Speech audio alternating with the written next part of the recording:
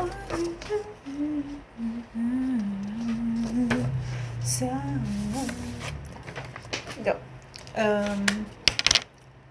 vamos lá. Ao começar literalmente pela observação dos cantos da casa, me deparei com um vazio aparente, porque de modo geral os cantos das casas são 3 linhas que dividem as paredes do teto ou chão. Mas os cantos podem sussurrar segredos, agir como uma armadilha para os pensamentos, feito labirinto em que nos deixamos perder. Escolho a primeira fotografia para apresentar um canto que conduz ao outro, 2 espaços. Giro as imagens para reparar no que não vejo e percebo um canto que aponta para fora e outro que aponta para dentro. Um canto iluminado pela luz lateral que cria sombra e penumbra no outro. Estreito as pálpebras para estabelecer nuances, comparar, refletir. Lançar luz sobre todos os cantos tem sido um exercício diário de conhecimento ontológico e topográfico, porque na infância, por trás dos olhos fixos num canto, habitava uma paisagem de mar com ondas incessantes. Me recordo de segurar entre os dedos, sob uma fresta de luz, o chaveiro de vidro em formato de baleia azul, cerne dos mais profundos sonhos de libertação, a partir da ideia de construção da casa, e o chaveiro, por sua vez, serviria para abrir a porta da futura casa. O capítulo dedicado aos cantos e ao poético do espaço despertou uma espécie de amparo para as percepções fragmentadas que eu procurava solidificar.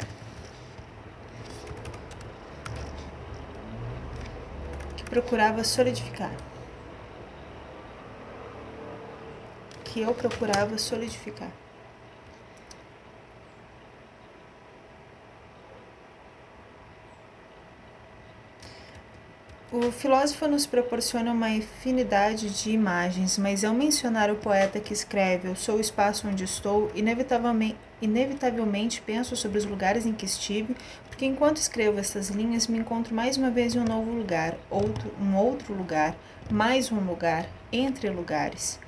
Viver o canto é recolher-se em devaneio, se encolher para habitar o refúgio, sonhar com a casa desejada e a paisagem do entorno.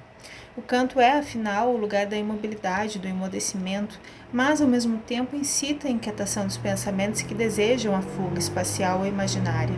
A expressão andar pelos cantos é uma imagem simples que exemplifica o desafio que os cantos provocam, pois ilustra o caráter reflexivo daquele que opta pelo isolamento para digerir sentimentos negativos.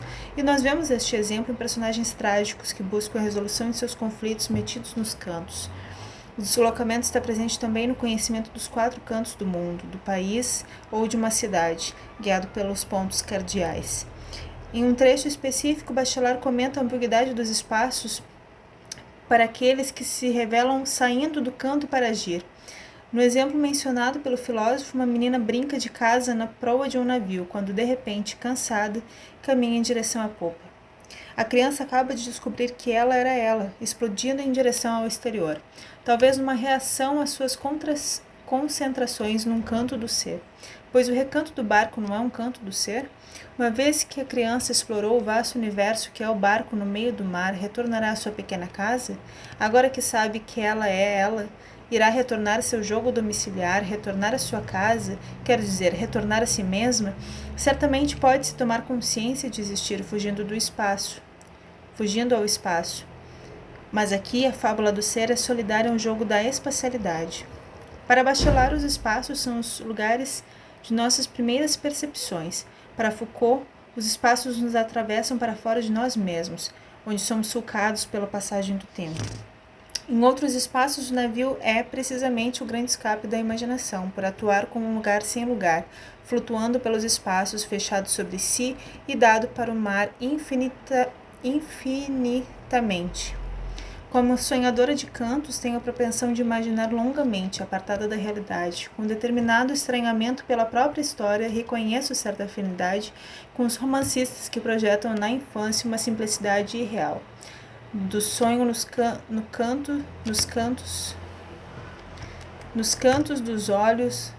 dos meus olhos aos cantos sonhados da casa da minha infância, novamente habitada, reinventada, transcreva uma dupla passagem como uma janela ou porta aberta para rememoração. Lydia Clark fala da ambiguidade dos espaços que lhe foi anunciado em um sonho. Another dream. In the inside, which is the another dream. In the inside, which is the outside. A window and myself. Through this window, I want to pass to the outside, which is the inside I was looking for, is the space outside.